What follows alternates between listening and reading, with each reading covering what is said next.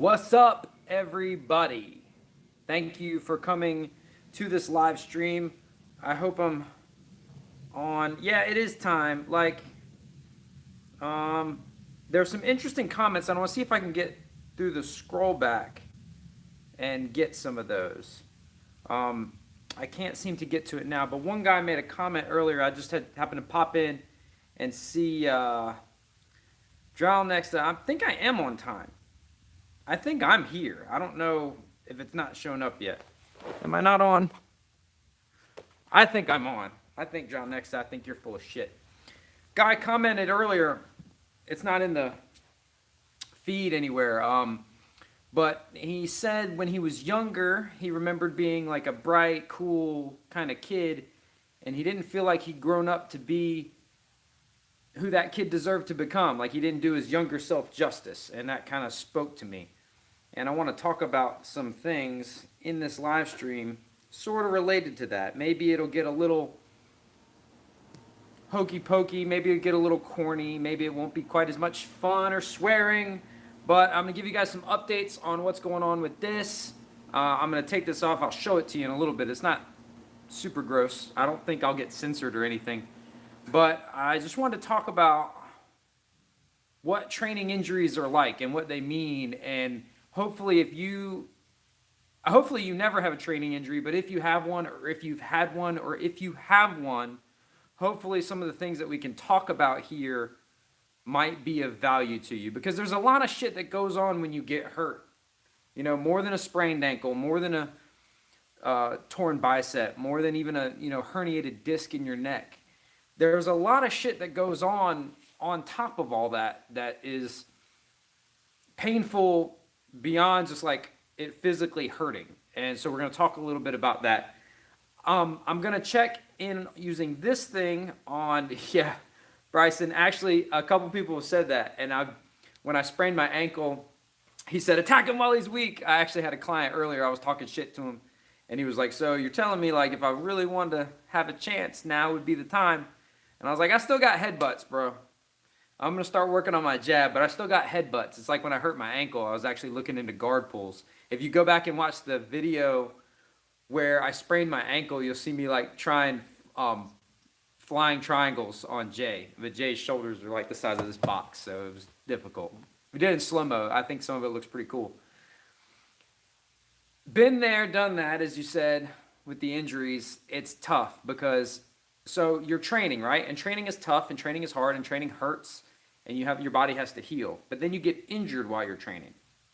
So one of two things happens. Either it's an injury where you can still kind of train, but you have to make allowances for it, and then that bifurcates into either you're going to hurt yourself worse or not really train that hard or try to make allowances or try to work around it. All of that sucks. And then we back up and go to the first split, and that's you can't train at all because you're hurt so bad, or you decide not to train at all. And that hurts more because you're getting the setback of your strength and your durability and all your physical attributes. You're getting set back anyway. And then during that time, your skills and your technique will degrade because you're not practicing. So it sucks. It's really rough.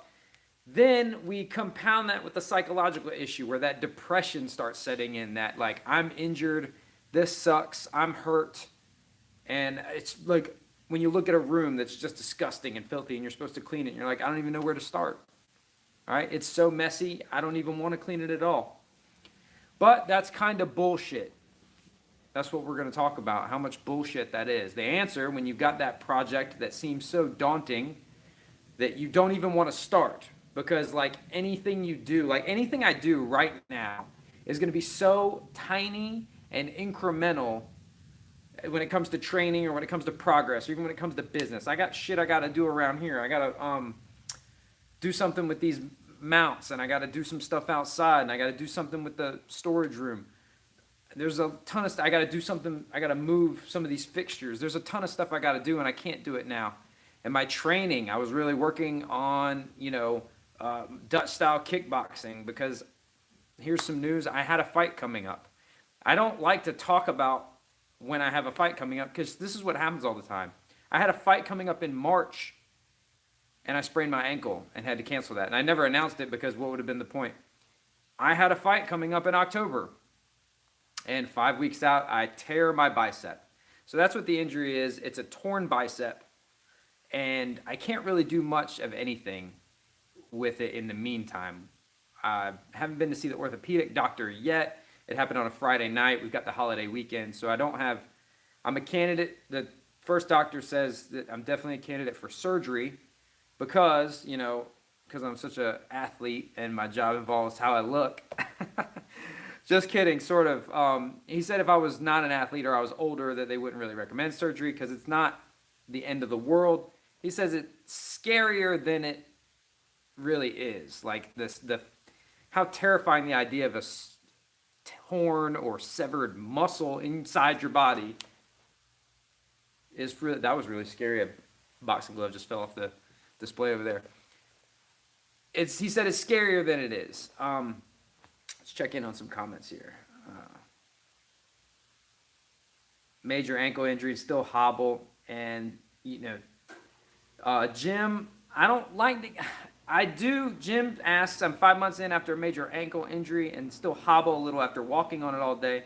Thinking about jumping rope to make it stronger. In your opinion, is that a good idea? I would love to just give you my opinion and say, yeah, that totally will strengthen your ankle. Without knowing you better and knowing more about you, I'm reluctant to give real specific advice, especially when we're talking about an injury. You should make steps to strengthen it.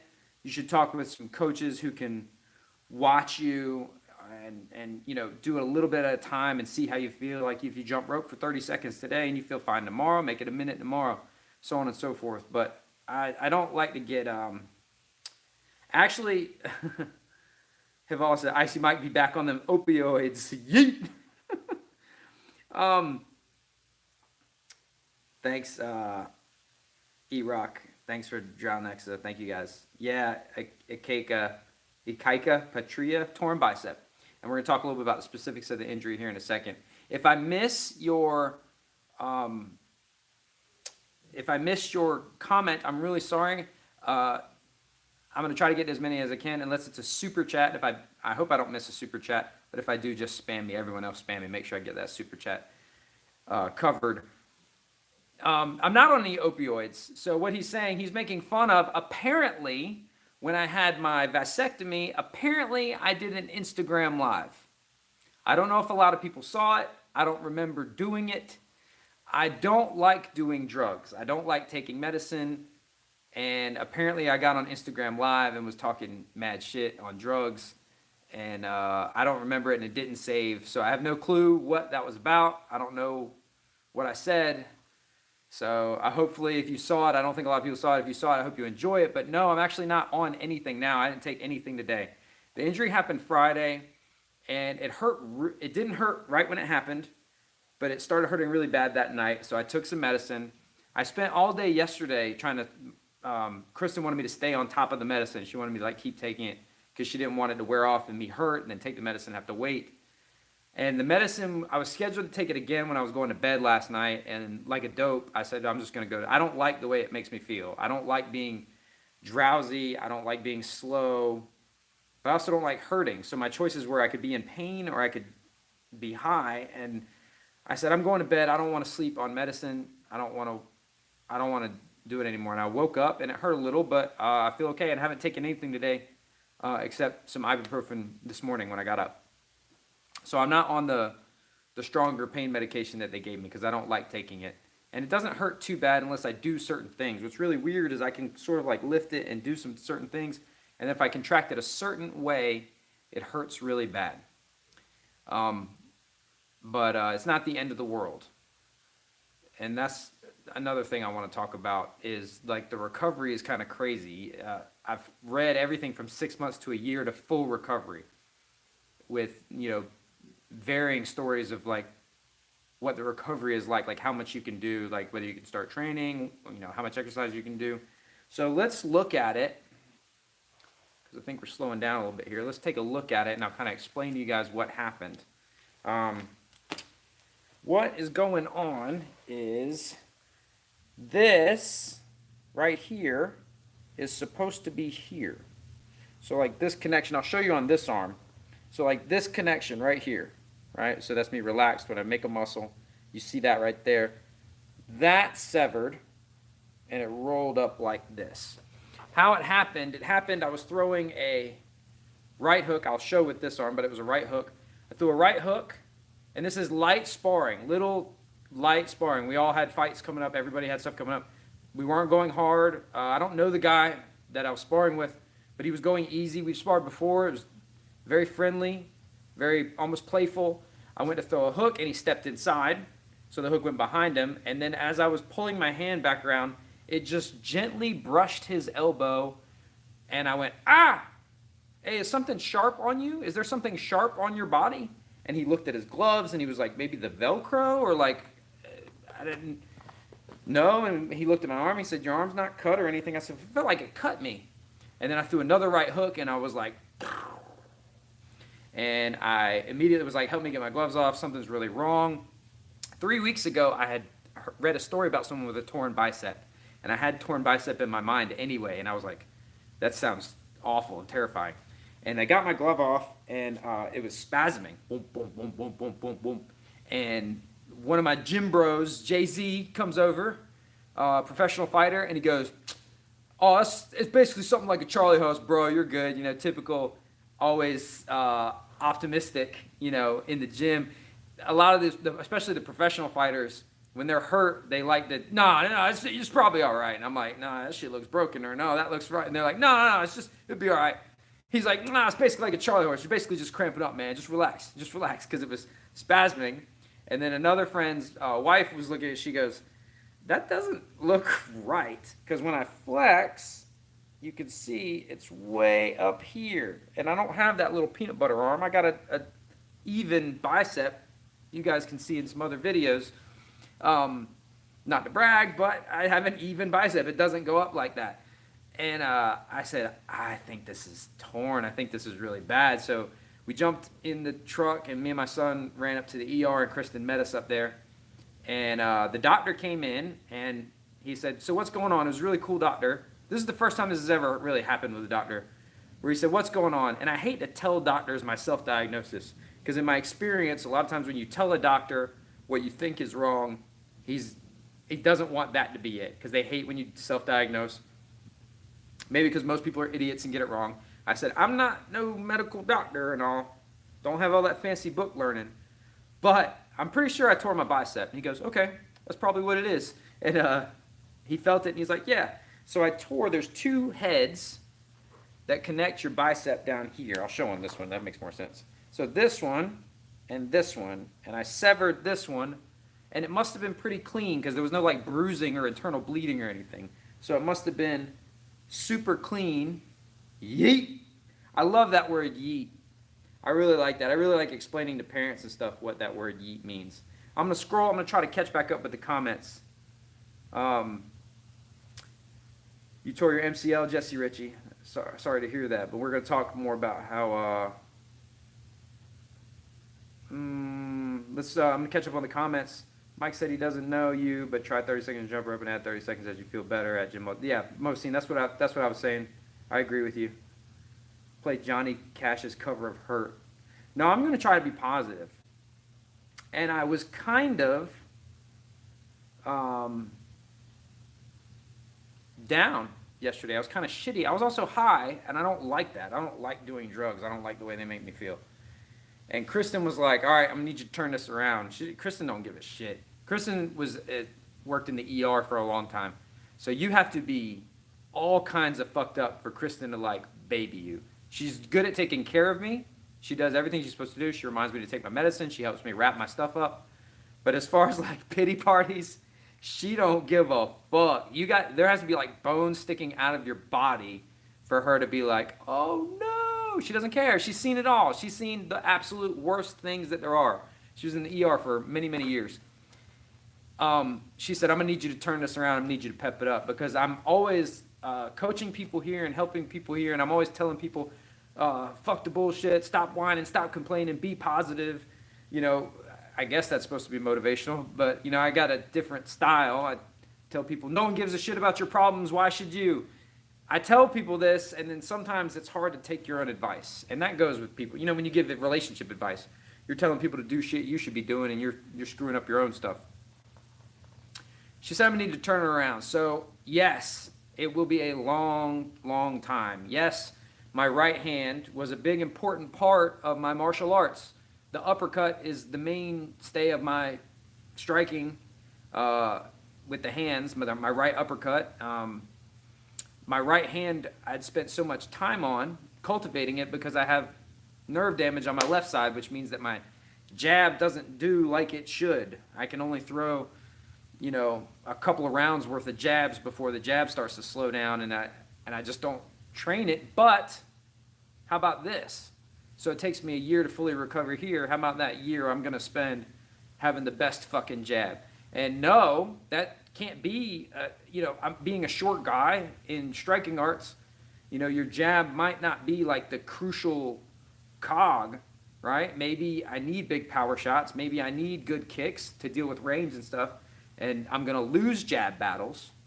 But I can train my ass off for a year and lose jab battles by a narrower margin. Or maybe even win some jab battles. Or maybe even use that good jab to offset the range issues, you know. So I'm looking at it from the perspective as an opportunity to make my jab great, to make my kicks pretty again, because I got sloppy and lazy with my kicks. When I look at bigger YouTubers like Quan Kicker or Shane Faison on Fight Tips, and I watch them throw their kicks, and they look so like technically correct and beautiful.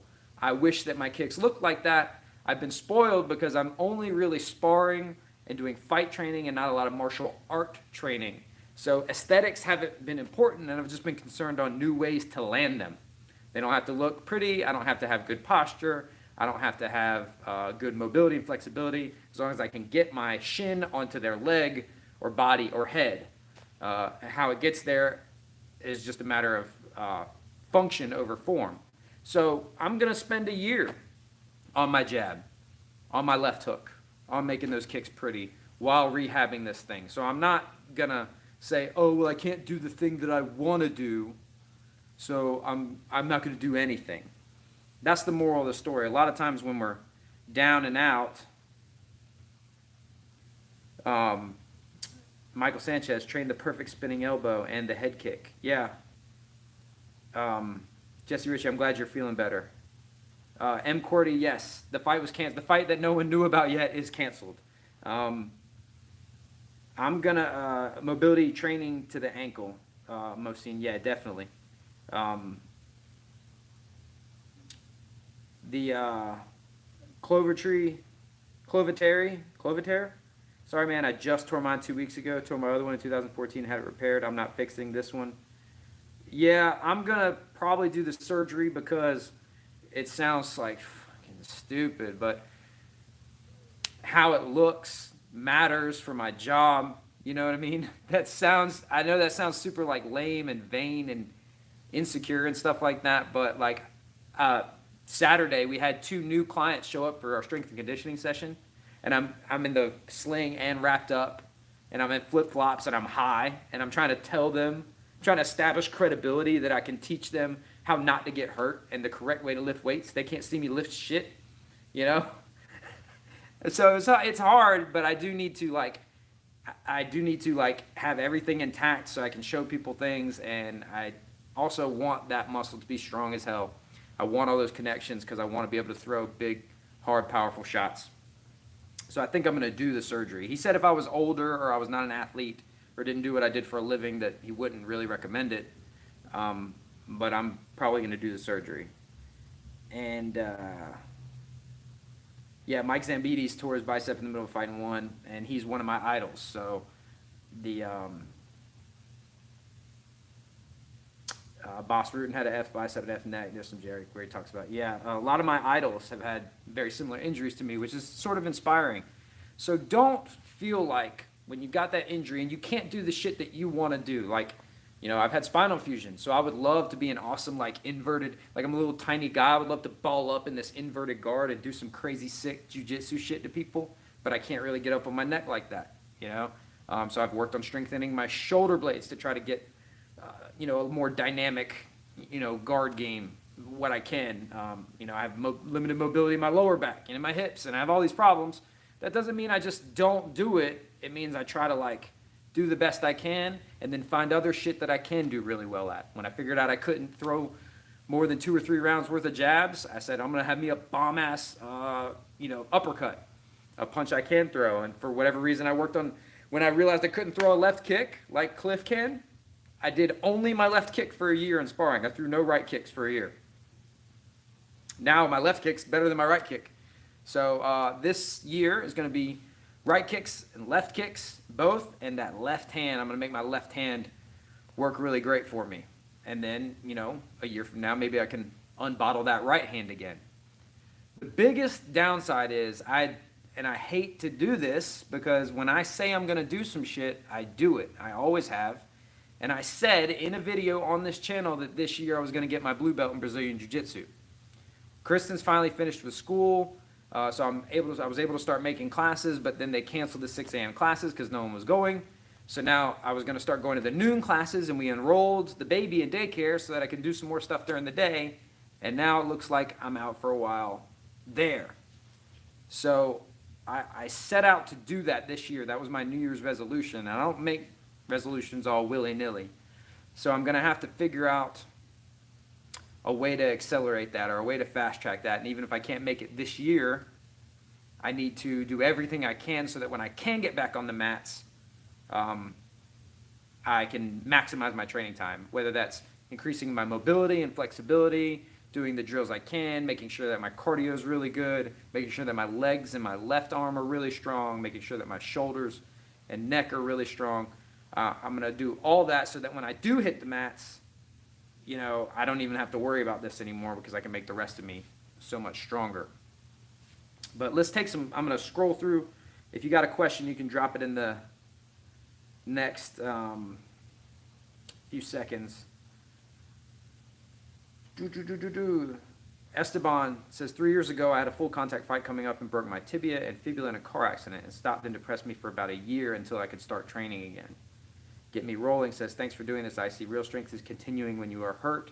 This can happen to all of us, and honestly, it scares me as well, but it's not the end. Edimus says, dude, school owner in Concord, North Carolina here. I've been to Concord, man. It's a cool place. Tore my meniscus bad, locked my knee, still taught. Had surgery a month later. It's worth it. My boxing and clinching got so much better. Exactly. So you can't jump around like a karate nerd. So, your dirty shit got better.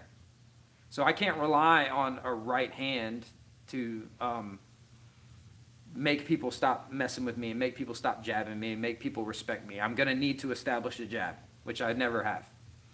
So I'm going to establish, I've got a basic jab, but if I throw a jab at somebody, they know, yeah, this jab is he's just trying to get to something else. He's not going to do anything great with this jab. So you're absolutely right, guys. We have to keep going. Or quit. But understand that if you quit because you can't do 100% of what you want, even if you're 99% and you've only got 1% left, or a fraction of a percent left of what you can do, and you quit, you're still a bitch, right? That's still a bitch move because you could physically do something and chose to do nothing out of being a petty, broke down little bitch. And that's who I was yesterday. I was a petty, broke down. I was like, man, I'm getting so old. This was kind of going to be my last push. I felt healthy. I felt good. Me and Cliff have been in here working multiple times a week.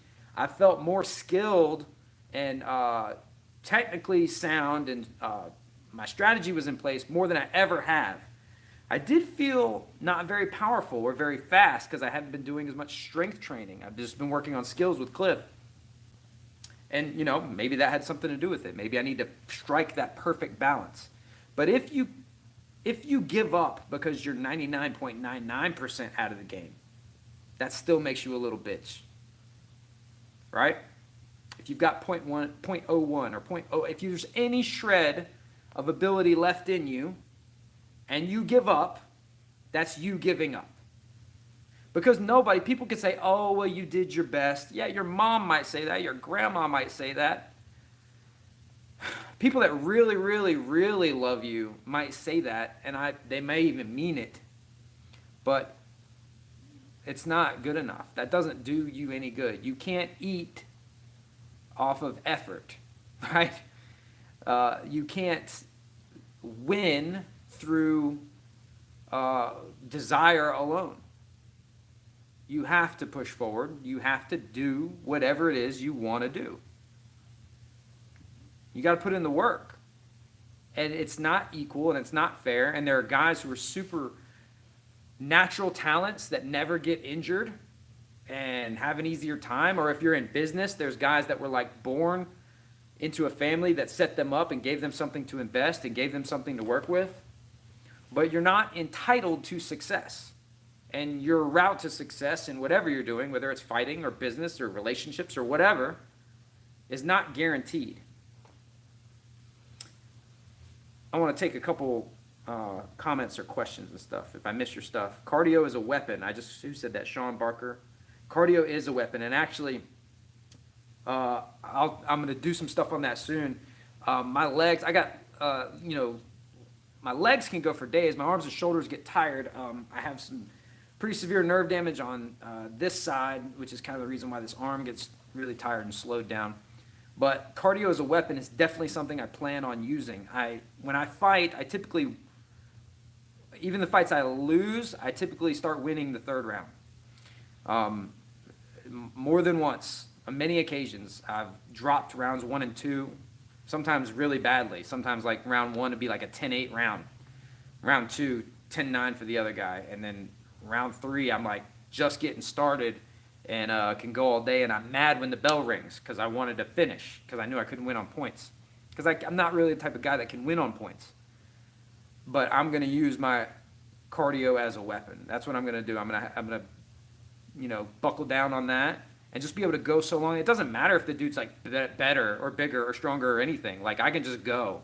That deep water mentality, like drag him out there and drown him in it. And that's going to be my plan as far as my fighting and my martial arts. I'm going to make everything else that I can work on perfect, but we can't guarantee skill, but we can guarantee conditioning. We can always work on that. So I appreciate that. Cardio them to the body. I just tried to give him no finger, it didn't go. Yeah, cardio that to the body. Take one of those to the body. How about that? Darren Carson, I'm 51 and have a number of long-term injuries. The smart thing is to admit you have them and adapt. Who cares if you can't do a jump kick? I can do a jump kick, but I get what you're saying. Longevity is now my goal. Sending good vibes. Thanks, Darren.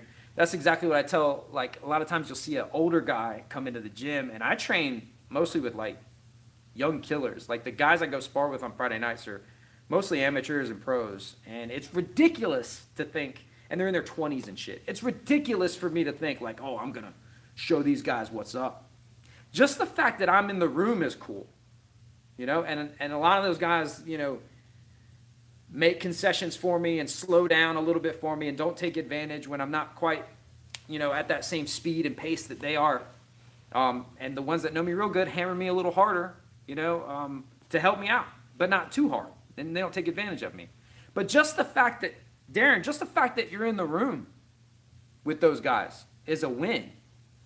If I roll, if me as a lifetime white belt who's approaching 40 with a laundry list of injuries, chronic and acute, if I roll with a blue or purple belt and we roll for 5 minutes and they're coming after me and they can smash me, fold me, threaten me, chase me, sweep me, reverse me for 5 minutes straight, but can't tap me despite trying.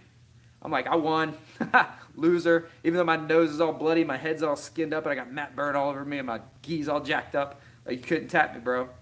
If I'm trying to get on top, and he goes to sweep me, and I post, and then he goes to sweep me again, and I fall over, but I was able to stop that sweep for a few seconds, I won.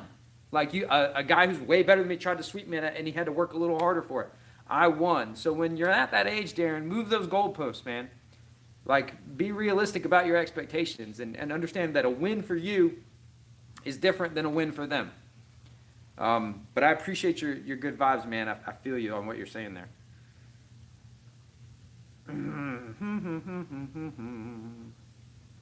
No trick pony lockpicking. Guess I missed it. So you got a biceps tear. If so, any predictions how long it will take to heal up? Most Scene says do a Jake Mace parody when you're feeling up to it. Actually, I have a parody right now that I'm working on. It doesn't require me to move around too much. So, in a previous Q&A, you mentioned how in other gyms, MMA practices, you skipped every other round because you're no spring chicken. Came to me as a revelation. I tried it out and have been less hurt.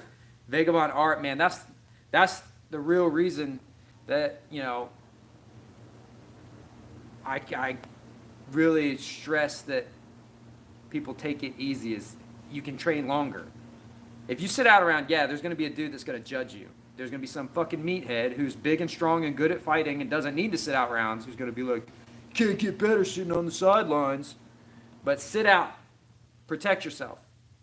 Make sure you take good care of yourself because you're your first line of defense. No one else really cares about your health and well-being in there as much as you do. And they shouldn't. Everyone should kind of be looking out for themselves first, their training partner second, because you can't guarantee that they're going to put your health before theirs.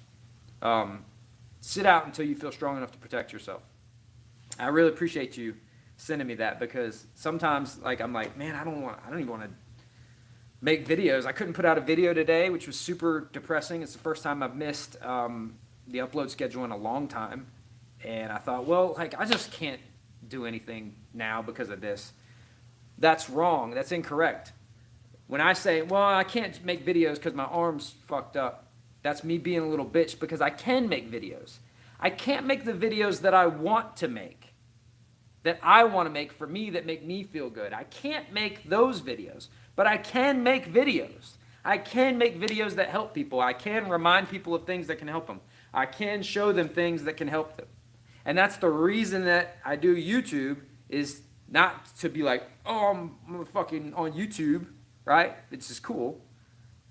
But you can't succeed on YouTube trying to gratify yourself. You can only succeed on YouTube if you just do everything you can to try to help other people. So I can't make the videos that I want to make, but hopefully I can still make some shit that might help somebody. Me and Kristen actually were able to film today. Kristen's getting a little more involved with the channel, and she was actually able to help and take on like a more active role in the video today. And hopefully we'll be able to do some stuff. I've got a couple little left hook and jab video ideas I've been kicking around, and I got to move around and practice and see how I can make that work and actually demonstrate it correctly with this injury. Let's see. Jim Moulter, I know this is off subject, Mike, but do you have a video on Muay Thai style footwork drills? Well, what's cool about Muay Thai and footwork is it's not a lot of it. There's going to be some Muay Thai nerds who are like, no, it's a very intricate, beautiful martial art with lots of nuance. And sure it is at the highest level. But at the level, if you're still looking for videos on Muay Thai footwork, your Muay Thai is not to that level. So Muay Thai is almost, someone's going to get mad because they're not understanding the context. Muay Thai for beginners is the absence of footwork. The hardest lesson is getting motherfucker to stop moving around so much.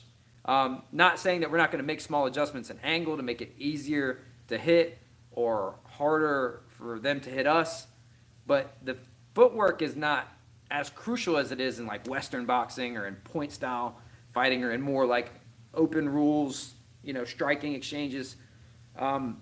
Just watch a lot of Muay Thai. Composure and balance and posture is more important early on than footwork because that's the harder thing to learn. You'll learn and develop little tricks and games and gimmicks and little things that you do, little subtle parts of your game. I would focus on being super composed and good posture and good core strength and good balance and that sort of thing. I hope that helps, and I hope you Muay Thai freaks out there get the context and understand what I'm saying. William Cornell says, Mike, consider a video on how to teach kids what to emphasize, how to get them engaged, what exercises work best. Yeah, I've tried. I've shot that video twice, and I do have some things to offer. And I don't say I'm the greatest, but I have some experiences with kids. We have a good-sized kids program here. I have about 20 kids in the program here, and The problem is I have to be sort of careful about when I include my students and stuff in videos. We ran into this with the bare knuckle seminar. I don't mind people saying whack off color shit about me, or even like Kristen or Jay. We don't care about that. I don't like when I'm putting videos and I'm including like classroom footage and people are like talking shit about the dude in the background who like sucks. Like he sucks. Like, oh yeah, this is his second lesson. He's supposed to suck, man, but he's here. You know, I hate that shit. I can't stand, and I hate having to police the comments because I don't like policing comments. I just let people say whatever as long as it's not political or like racial. Fucking say whatever you want about me. But when people start talking about my clients and my customers and my friends and students, I don't like that. And then with the kids, that's tough. I can use Maddox and obviously, but I had 2 videos where I included lots of like classroom stuff with the kids, and I might just approach it from the teaching your son, like if you want to work with your kid on martial arts, what to do. So that's an idea. Let's take a couple more. How many times a week should an amateur fighter do strength and conditioning? That's a big question that we get a lot, is how to balance the strength and conditioning and the martial arts training, and it varies greatly on the individual, but I'll say this real quick. I've kicked around lots of video ideas, and the biggest problem for me making videos now is because I don't want to do videos of just me talking unless it's a live stream with people who are genuinely interested.